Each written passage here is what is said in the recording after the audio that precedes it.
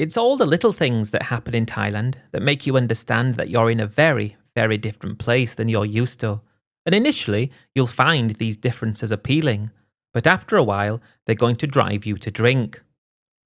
Thailand was a country I couldn't wait to retire to, and when I got there, I no longer felt miserable about having to live a life that I didn't exactly plan for myself when I was younger. Thailand was my escape, and it was meant to be the place where I stayed for the rest of my life. Now, I want to start at the point where I should have understood what was going on, and that was before things even got serious with the girl I was in a relationship with. I was living in Bangkok. I'd actually rented a house in Rangsit for myself, where I lived for approximately 3 months without incident as a single person.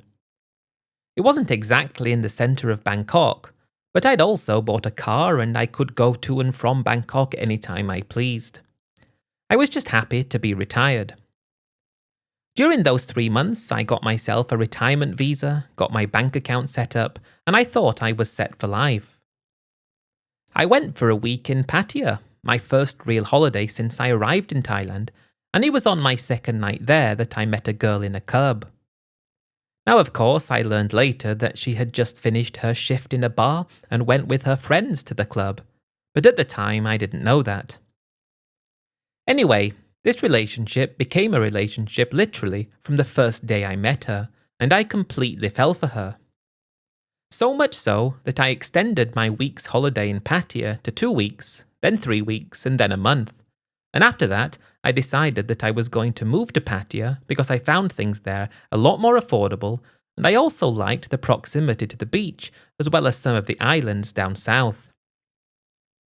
The fact that she also liked Pattaya as well was the icing on the cake. And when we met, she just said she worked in an office, but she only earned about 10,000 Thai baht, which was hardly anything. And it was because she said that I told her there was no point working really, because I could give her that every month in place of her job. Anyway, after being in Pattaya for a month, I didn't want to continue paying rent for my house in Bangkok, or Rangsit if you will, so I drove back to arrange to get all my things, my furniture, and everything that I bought since I was there. I wanted it delivered to the house that I'd rented in Pattaya. Now, I know it is more often than not the case that you will rent a property completely furnished in Thailand, but have you tried renting a furnished property in Thailand? 9 times out of 10, the quality of the furniture that will be there will be so appalling that you would rather sleep in your car, and I'm not exaggerating. So that's why I thought I would spend about £10,000 to get myself some good quality things, from a sofa, to a great mattress and bed, to a good TV and a proper fridge. Everything that you weren't able to get in a furnished rental property unless it was priced similar to the kind of place you could get in your own country. Anyway, I arranged a truck to do this for me. 3 guys arrived the day after and I watched them packing everything up. I spoke to my landlord, told him I was leaving, and he would arrange to send the deposit back later. I told them everything that they needed to take. And because I didn't speak Thai and they didn't speak English, the fact that my girlfriend was there with me, I thought was a huge bonus, because she told them everything that we needed. We go down to Pattaya and they're unloading everything, and the landlord goes round to my old house and checks the house and everything's good, and he gave me the deposit back. This wasn't the issue. From there, back in Pattaya, we were in a hotel that night, and the following day I went to the house that we rented, and 30 minutes later the truck arrived with all my things on it. They started unpacking, everything was put into the house, and I noticed that it seemed they didn't take everything out. I went and had a look in the truck and realised that my motorcycle wasn't there, after indicating probably 12 times to make sure that they didn't miss anything, yet they did, and it wasn't there. I'd never lived in Thailand before, so logically, I just assumed that they would admit their mistake and my motorcycle would get delivered another day, no big deal. I'm not about to cause a fuss about a minor incident like that. But my girlfriend was doing all the translations and it appeared that they weren't willing to do that. They say no room, nah? That's exactly what she said to me. And when I saw them open the truck, there was definitely enough room for it, They'd just forgotten it, but they didn't want to admit to it. I said to my girlfriend, well, you can just call the company for me and tell them what the problem was and ask them to send the motorcycle down for me when they get a chance. Even if it takes a week, I don't mind, I can wait. But what did she say? They need to pay for. I asked her, what do they mean they need to pay for? Man working pay, you no take money them. What are you talking about? I asked her, extremely confused as to what the situation was. I no want call company. I no want give problem for people. So anyway, it turned out that she didn't want to get involved in this mistake. They made the mistake, and the actual workers would have been the ones that would have had to pay for it. But I didn't see why I should have to pay for a mistake that someone else made, because I'd already paid to have my items delivered, and I told them multiple times what I wanted taking. You have to take my motorcycle too, I told my girlfriend. She told them, and they said okay, and they didn't bring it. And that's one of those Thailand situations that is perplexing beyond any sense of normality that you could even consider. I wanted to get that out of the way, because instead of thinking, what on earth am I doing with this girl who I'm about to financially support, who can't see that the only person who shouldn't be paying for somebody else's mistake is me. But no, she didn't see it that way. So I had to call my landlord and apologise and ask if he could arrange to get it sent down for me, at a cost of 4,000 baht. Thailand, 3 months there, and it had already confused the living S out of me. That was so alien to what I was used to. When you employ the services of a company, and if they make a mistake, they rectify it, but they didn't want to do that. But to add insult to injury, my girlfriend didn't want the people who made the mistake to have to lose out. She was more than happy for me to lose out, and that should have told me all I needed to know about this relationship that I was getting myself into. At the time, I just thought it was one of those exciting little quirks about Thailand, and after being upset for about half an hour, I just thought never mind. 4,000 baht, what's the problem? The problem was that was the start of many things to come. If I go back to my first trip to Thailand, that was about 10 years before I retired. I think it was 2007 if I recall, but I can't remember exactly, and I was 42 years old at the time. I was in Thailand because a friend of mine had asked me if I wanted to join him. He went there before and loved it so much and said I would probably love it too, so I took him up on the opportunity, and that year I flew with him to Thailand. As he advised, I immediately loved the country. I mean, I loved the side of it that I saw as a tourist. Everything seemed to be set up exactly how I wanted my own country to be set up for me, but it wasn't. And I started, even on that trip, to feel very envious of Thai people in Thailand, because it was as if Thailand was for Thai people. I am being very facetious by saying that, because what I'm trying to say is it's the exact opposite of England, where England doesn't appear to be for English people anymore. But that aside, like many people do on their first time to Thailand, I felt a connection to the country that would last with me throughout the next 10 years. I went another 2 or 3 times, I can't even remember now how many times after my first trip, but each time I went I was more convinced than ever that I should retire there when I was able to. I was 52 when I thought I had enough money to be able to retire, and I suppose I made the mistake that I was thinking about retiring with an amount of money that would have seen me have a good life at 2007 Thailand prices when I first went there. I just assumed that the prices of things in Thailand wouldn't go up more than the equivalent things were going up back at home. But that wasn't really much of an issue, I suppose, because I could have made things work on the amount I had when I arrived. It already was so amazing to actually be retired. I had my investments, which paid me a monthly amount of money, and while it was only £1,100 a month, I was still of the mind that in Thailand this was an incredibly brilliant amount of money to live on. One thing that pains me today is all the people talking on YouTube about how cheap it is to live in Thailand, and I would have to disagree with them. I mean, it's cheap to live if you live like a Thai, but if you want to live like you did in your own country and have everything the same as you had there, I would say it's probably going to cost you about the same amount of money.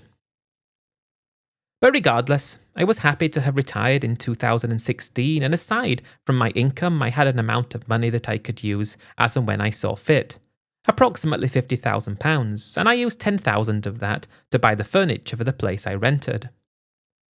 I chose to live first in Rangsit because I didn't want to live in a shoebox condo, and a condo of any reasonable size in Bangkok was going to cost about the same as I was paying in rent for the place I left behind in England. Houses in Bangkok were more expensive, and this one in Rangsit cost me only 12,000 baht, and it left me with enough money to enjoy myself, and that's what I was there for at the end of the day, to enjoy myself. I knew what things were about when it came to the nightlife in Thailand, and I had no intention of ever meeting a girl who worked in a bar. Too many guys seemed to get tripped up by them, and I didn't want to be another statistic. I did join a dating site about 2 weeks after arriving in Thailand, and I went on a few dates with girls, but nothing happened with any of them, apart from just going out together. I always liked to go to clubs, occasionally, and I would maybe go once a week to some of the different ones that they had around Bangkok.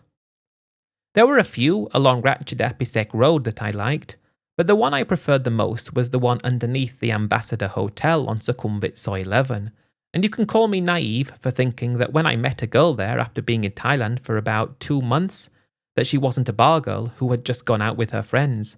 I mean, I don't know if that was the case, but looking back, I'm pretty certain it was, and I thought I was very clever when I spent a few days with her, thinking that I'd met this great girl not in a bar. Nothing went further with her, but it set the stage for what would happen to me when I went on my first holiday to Pattaya. But I only planned to spend a week, like I'd already mentioned. It was in that club that I met the girl that would become my long-term partner, and that's when my Thailand misadventure, if you would like to call it that, unfortunately started for me. If I'd have known what was going to happen, there's no way I would have done the things that I did. And if I knew Thailand well enough before I started to do all the things that I was doing, I would have picked up on the point straight away that her understanding of how to do things was so different to mine. That's why I wanted to open with what happened with regards to getting things delivered to the place that I'd rented in Pattaya to be with her. I should have seen her reaction to this and the way she put every single person in front of me, even though I made no mistakes or made no errors. That should have sent me running for the hills. Or what it should have done is made me understand that perhaps getting into a relationship with someone who was brought up in such a different way to me, in such a different culture to my own, who valued how people felt about her, even if they were wrong, more than me, I should have seen it for what it was at the time, but I didn't. I saw it as a small annoyance that I was prepared to ignore, and that is my biggest regret ever, not understanding that that was a point where I could have escaped and saved everything I had. I moved into that house in Pattaya. I was spending 15,000 for that one, and it was in a great location, probably a 10-minute drive away from central Pattaya, just off the tollway that you enter at Nong Prur on the way to Bangkok. It was in a nice housing estate. The housing estate had a pool and a gym, and as well as paying for that and the 10,000 I was giving to my new girlfriend, I suppose all the essential bills meant I had about 700 baht per day to spend. I thought that was great, because it meant that on some days we didn't need to spend anything, and on other days we could spend more.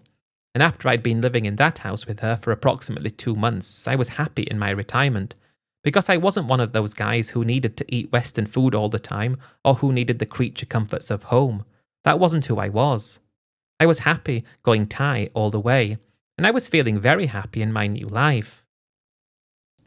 It was at this point in time that I did find out that my girlfriend worked in a bar before I met her, and again, this was a point in time where I should have said to myself, okay, you met her in a club, you didn't think she worked in a bar, and she told you she worked in an office and she lied.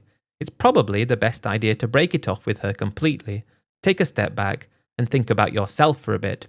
And if you want to get into another relationship later, you can. I didn't think like that though.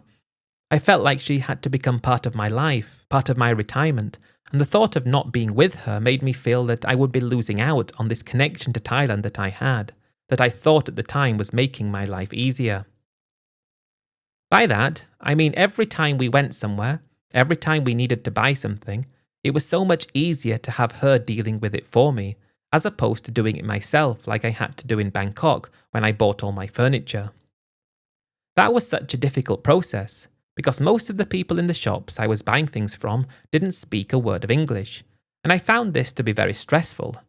So when I found out that she worked in a bar, she told me, which was a credit to her, she didn't try to keep it from me any longer. I actually was scared to think about not being with her anymore.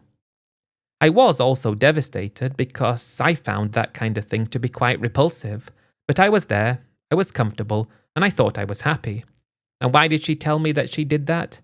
Because I was just talking about her work in the office one day, just out of interest, and she told me before she had a chance to correct herself, and then she admitted to it, like I said. So it was just one of those things that I had to live with, and I did. So you could say that, so far, I've accepted that she stood up for people who didn't do their job properly as opposed to standing up for me. I found out she used to work in a bar, yet somehow I'm still staying in the relationship, and, if anything, I'm actually falling for her even more than I was before. The power that she had over me is quite scary if I look at it that way. But that was the case, and we just continued living normally for a few more months until the time came that she said she was getting a bit concerned that she was in a relationship with me, yet it hadn't been affirmed in the village. What she meant by that was that's how her parents were very traditional and how things weren't good for her in that sense because she was living with me and we hadn't made things official. I know what you're thinking, but I was just thinking that I wanted to make sure that she was comfortable in the relationship she had with her parents. I wasn't yet aware that in Thailand, girls like that will put everyone in front of their partner. I mean, absolutely everything they will put in front of us, from their kids. I suppose that's understandable. To their parents, their extended family, their friends, their work colleagues, etc., etc. I didn't know that was the case then, whereby her telling me that she wanted to make sure that her parents felt respected, she was doing that without any regard for how I would feel about it, but at the time I didn't catch on. What that meant, though, was she asked if I would be willing to go with her to visit her parents up in the village. I don't even think I've told you how old she was, but she was 28, already had one child, and she always professed to be the traditional sort of girl. I actually respected her because of that, and I agreed to go up with her to her parents' house, which was in a small little town called Uthai Thani, about 3 hours, maybe a bit less, north of Bangkok. This wasn't in Isan, so she didn't come from that part of the country, which was okay, although I didn't really know anything about that at the time anyway. When she asked me if I was willing to go, when I said yes, I didn't know she expected that it would be as soon as physically possible, and the following day she said, "Are you ready to go?" I thought this would have been in maybe a few weeks' time, maybe a few months, just take things as they came very slowly, but no, this was an urgent matter it seemed, so I willingly went with her up to her hometown to meet her family. I was going with the expectation of just showing that I respected her and that I was there to make sure that she was provided for. I thought that's what I was going for, and I thought that her family would respect me because of that. I think it's very important to say that I felt I was doing the right thing. Because although many people have been tripped up in Thailand by doing things like this, there are still people out there who are not aware of how things happen. I think that's very important to say. So when I found out that she expected to go that same day, I didn't see any harm in it, so I agreed to go. At this point, I'd already got rid of my car because I didn't need it anymore, so we had to get the bus from Pattaya to Bangkok, and then we made our way to Victory Monument because they had a place there where you got these little buses from, like a minivan type of thing, and that took us straight to Uthai Thani with only one stop along the way. That was my first time actually going on one of those minivans, and the drivers, at least the driver we had, was crazy. He was weaving in and out of the traffic, going probably 140 kilometers an hour, and I found out that the more trips he made in a day, the more money he made, so never mind about anyone's personal safety as long as he made his money. It felt like it took no time at all to get there, and I immediately really liked that little town, although I didn't know anything about it. It seemed to be very old school. They didn't have as many big supermarkets and shopping centres, at least in the centre of the town where the minivan dropped us off. And from there, we needed to make our way to her little village, which was 20 minutes away. We hadn't arranged any way to get there, and it was actually starting to turn dark. So after she was frantically trying to arrange transportation, eventually she managed to sort something out, but it took a while, which meant that we arrived at her parents' house when it was around 7:30 to 8 p.m. That meant I didn't really get a proper introduction to the place because it was already pitch black, but it felt very rural. I could feel how rural it felt just by being there and listening to the sounds that you heard that you wouldn't hear in a big city.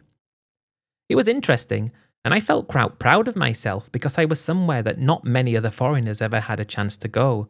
At least that was what I was thought to myself at the time, like I was some kind of pioneer. I wouldn't go that far really, but I can't think of another word to use to describe it. I was introduced to her family and they all seemed like nice people, and I was going to be even sleeping in their house. This was a concrete downstairs, wood upstairs type of place, and nobody ever slept upstairs because it was too hot. But that was our only option, and we were provided with a fan for my worst night's sleep ever. Before any of that actually took place, though, my girlfriend and her parents were deep in conversation, and while I was just sitting down relaxing because it was too hot without any air conditioning, she called me over and asked me to come and sit down on one of those little wooden tables that they have. It's not really like a table, but they did everything on them. It was about the same height as a chair, maybe 6 inches taller than that, and they were all perched on it, food in the middle under this green plastic thing with holes in so the flies couldn't get at the food that they seemed to leave out all day without it affecting them. But that's beside the point. So she calls me over, I go and sit down, and the first thing that she said to me was, this is after I'd already done the pleasantries where you bowed down to them and said hello in Thai, that I needed to give her parents some money because we were living together. I didn't know what she was talking about, and I thought she was joking. This wasn't for the typical sin sort. This was explained to me as being some kind of pre-marriage money just so her parents could let the village know that their daughter was with someone and she was doing everything the proper way. They wanted 20,000 baht for this, and at this point there were many members of the village coming around to see what was going on. I'd never heard of this before, and my girlfriend just said it would make everything a lot better for her and her family because everyone in the village would look at them better if I paid this money. I felt like I had been put on the spot quite considerably, really. I wasn't expecting that basically as soon as I arrived, so I felt like I had to agree. And when I said yes, they all seemed to have a bit of a smile on their face and they seemed to loosen up. I was a bit hungry, so I asked if we could have something to eat. We bought quite a lot of food from the market in Utai Thani, the one right next to the bus station, because my girlfriend said she was going to cook when we got there. She said, of course we can eat, but you need to go and get the money first. How am I going to get there? I asked her, seeing as though it took a long time to arrange transportation to get there in the first place. She said, don't worry about it, you can borrow the family's bike and I'll go with you. So I drove and she sat on the back and we drove through the pitch black because there were no street lights on any of these roads around there, all the way back to the city where I had to go to the ATM, withdraw 20,000 baht, and also my girlfriend said it would be nice to get one of those little baskets of those concentrated fruit drinks that they have in Thailand. I can't remember what they're called, something like brands or something. So I spent another 600 baht on a pat of that and held it precariously on the motorcycle while she drove back to the family's house. I handed over the cash to her, she gave it to her parents, and I thought that was it. But that wasn't good enough apparently, it had to be done properly. So she gave me the cash back, her parents sat down and I, as respectfully as I could, handed over the money to them. And then all of a sudden, as if by magic, they turned into these amazingly friendly people, and her mother even spoke a little bit of English, which I didn't know about before. So that was a very weird experience, but I was told that this was just a sign of respect and I went along with it. They seemed to be happy, and my girlfriend did cook us a meal that evening, and I tried to sleep in the incredible heat in that upstairs room in a wooden house with absolutely no insulation. I didn't sleep very well. As I said, that money I gave the previous night was explained to me as being some kind of pre-marriage money. I'd never heard of it, but I went along with it. But what I didn't realise until the morning was that I'd agreed to get married to her, and I didn't know that was meant to be so soon. I was just doing it, not necessarily thinking about marriage, but now they're talking about when this is going to be. They're trying to pick out auspicious days, and apparently there was a monk on the way so they could talk with my girlfriend's parents about when the best time for us to get married would be. This was all moving so quickly, but again, I felt like I was backed into a corner, so I went along with it, thinking maybe when we're back in Pattaya, things will calm down a bit, and I'll say, leave it a year or something. But when I was there, I felt very uncomfortable to do anything other than agree what was happening. The monk arrives carrying some sticks and a little pot of incense and this big bowl that he kept hitting and it made a bell sound, and he started chanting for about half an hour, and we all sat there cross-legged as everybody else, wishing it would end because I'd never been in so much pain in my life. I tried to explain to my girlfriend that Westerners are not built to sit cross-legged, especially when they're over 50 years old. When all this was out of the way, I was informed that we were going to be getting married in 3 months' time.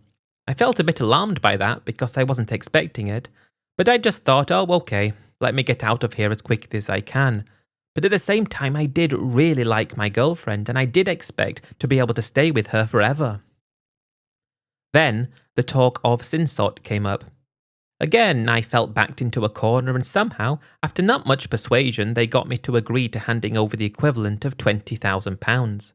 That would mean, out of my £50,000 of loose cash, I'd already spent 10 on furniture, some other incidentals, and now this.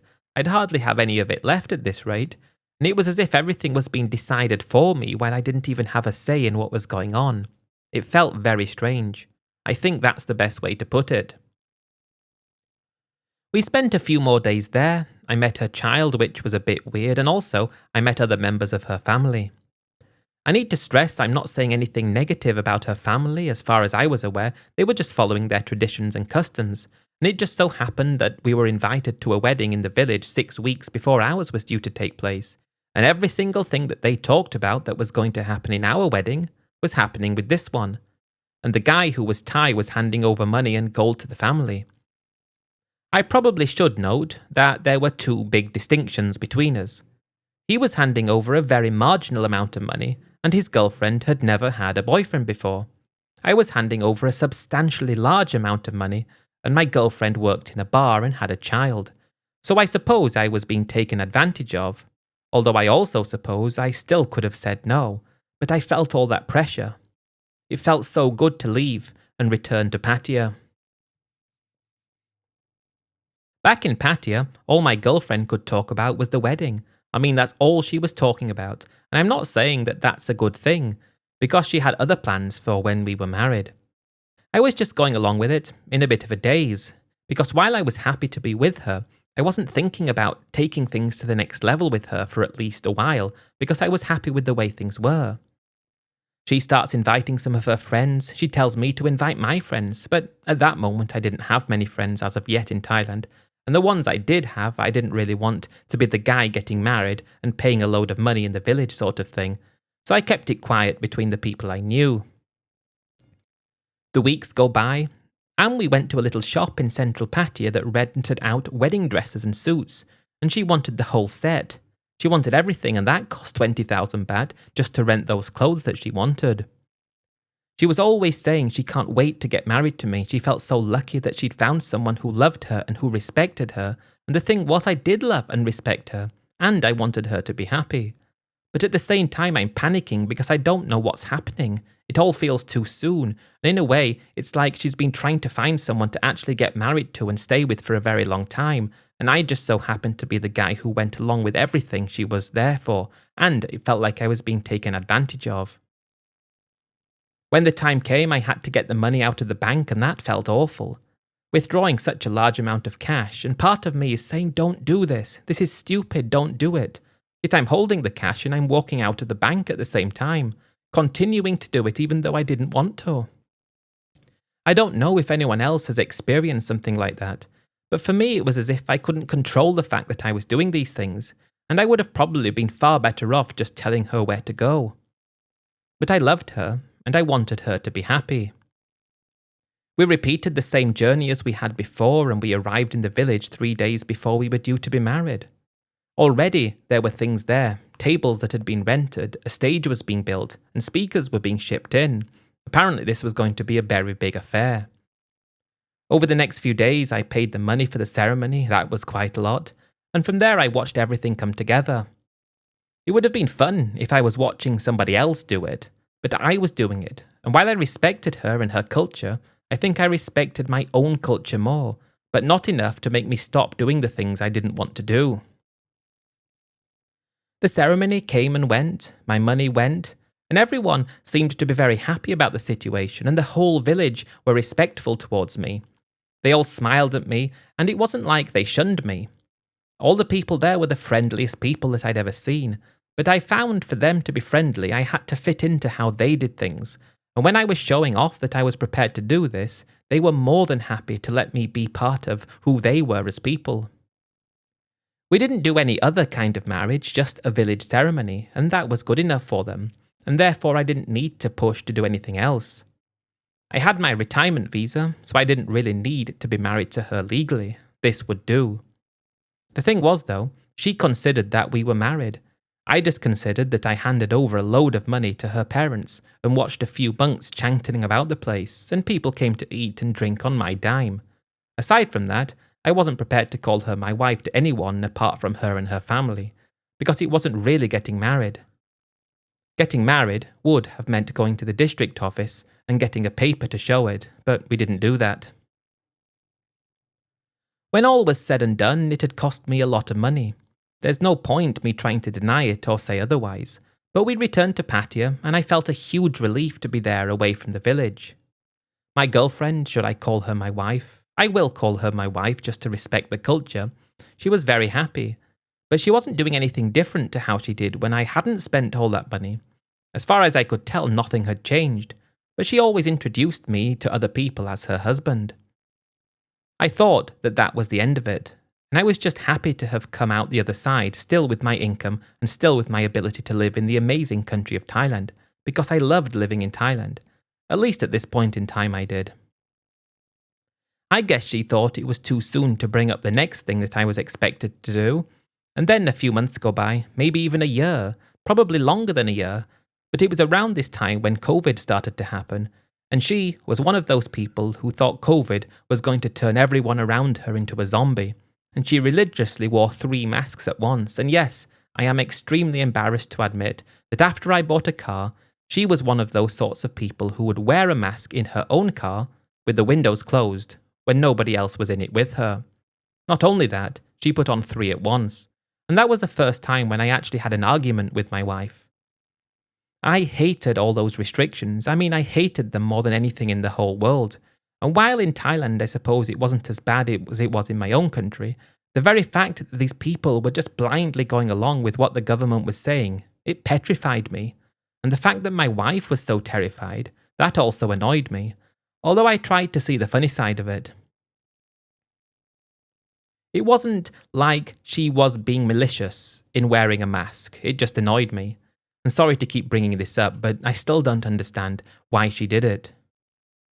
But as I said, she's terrified because COVID is happening, and she wants to go and live up in the village because she feels like it's going to be more safe up there.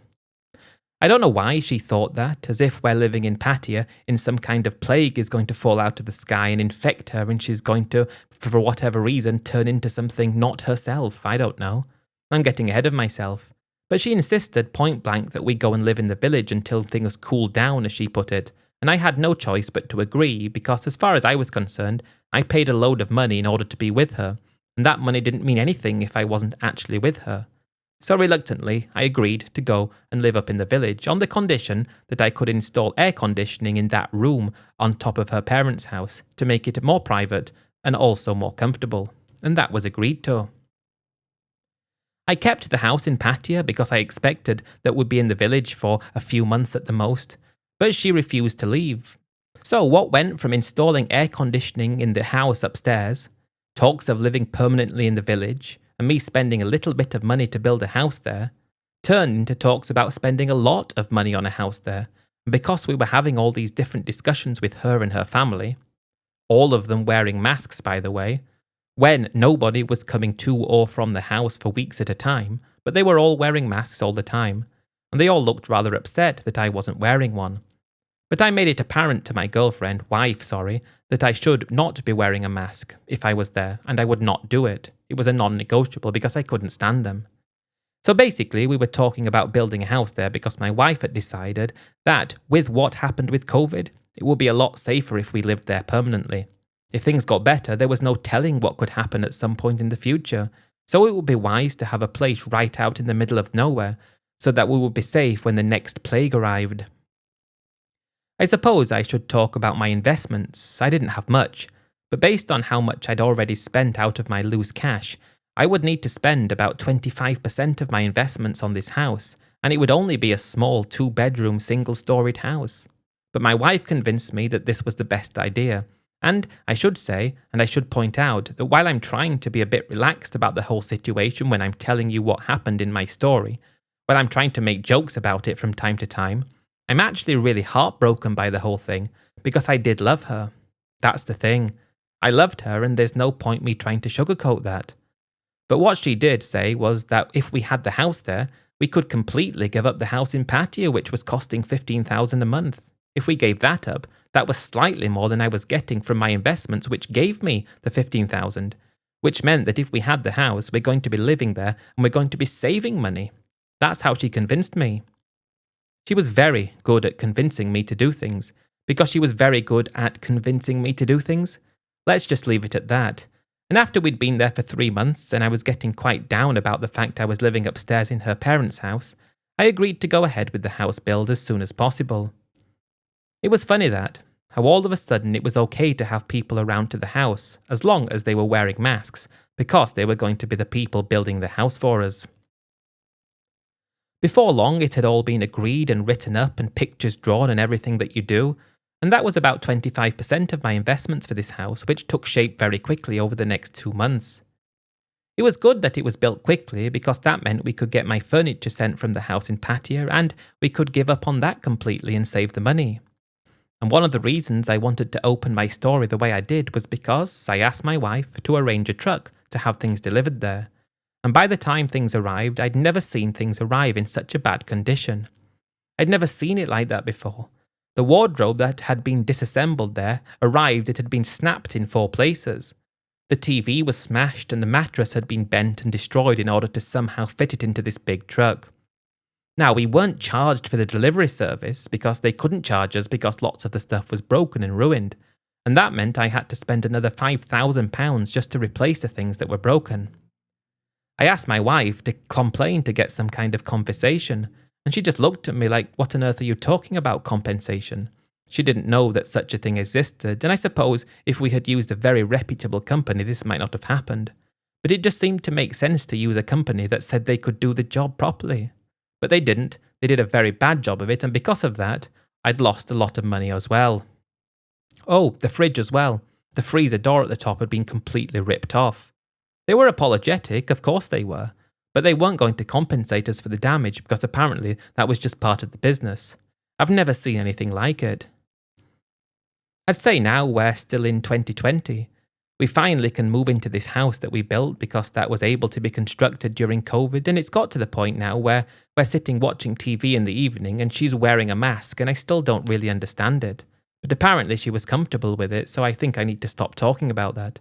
That was at least of my concerns. My income had reduced, like I said, by 25%, and I'm starting to relax as the days go by, thinking to myself, how have I ended up living in a Thai village? That wasn't my plan at all when I retired. I was meant to be living in Bangkok and then Pattaya, but now I wasn't. But I was good with it. As I said before, I was just a happy-go-lucky kind of guy. Didn't really want for anything. I was good with eating Thai food. I was good with just existing. I didn't want an extravagant existence or anything close to that. So actually I felt kind of proud to myself that I was living somewhere that most foreigners didn't. And I must stress at the time that I wasn't somebody who spent a lot of time on social media. I mean, I never spent any time on social media, so I didn't know anything to do with the sort of things that happen in Thailand in terms of guys losing all the money they've got. I didn't know about that. It's scary, but I didn't. Would I have done what I did if I did? Probably. That makes it even more scary. 2021 rolls round and the world is going mad, and I'm actually quite happy to be in Thailand because things there didn't seem to be as ridiculous as they were in my own country. I don't envy anybody who had to spend COVID in their own country, because it's one thing to follow the rules of a country that you're in as a guest. That doesn't feel very bad. But having to follow those insane rules in your own country, that would have sent me over the edge.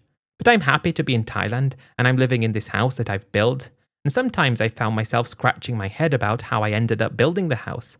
But it was there, and that was what it was, and I was reasonably happy with my wife, who seemed to be happy as well.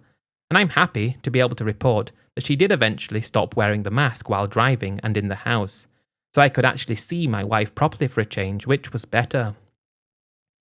Her child, I haven't spoken much about her yet.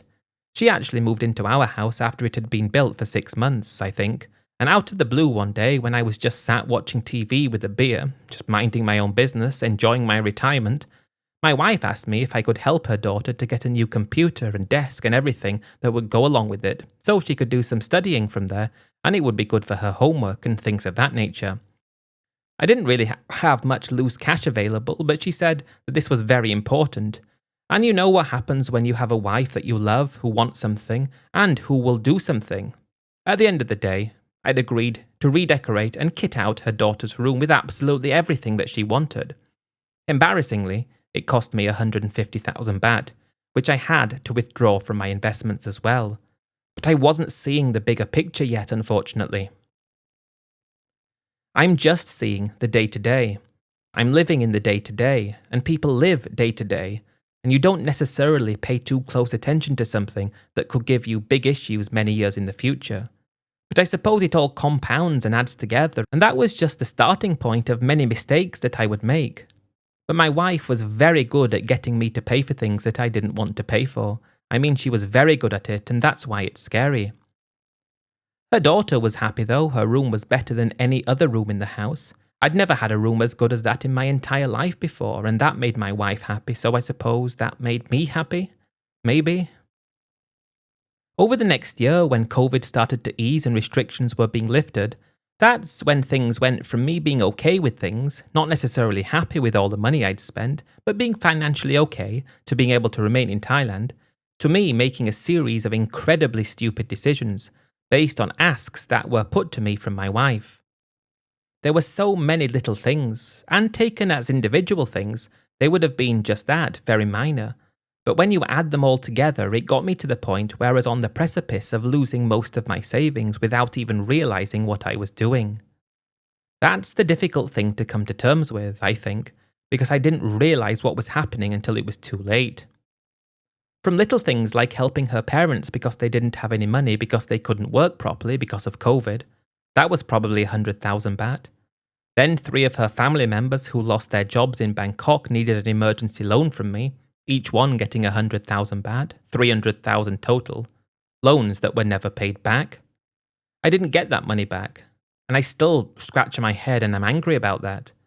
But then it became worse. It was my wife saying that she wanted to thank me for everything I was doing to help her family. The best way for her to thank me was for me to give her money to try to make money for herself. What was that all about? But at the time I actually thought that she was really serious about trying to do something to make some money. Where the village was about a 3-minute drive from a smaller town, and they had lots of little shop houses that people ran businesses from. And she asked if she could rent one because she wanted to say thank you to me and go to work and make some money. What happened instead was I lost another 300,000 baht because what she did didn't make as much money as she expected it to, and she eventually got bored of it and came to me again after this had failed saying, well, I'm sorry about that, but I really want to make it up to you. I really want to give you the money back, so can I have some more money to do something else? Foolishly, I agreed. I can't remember how much that was because at the point, as I mentioned to start with, I had been driven to drink.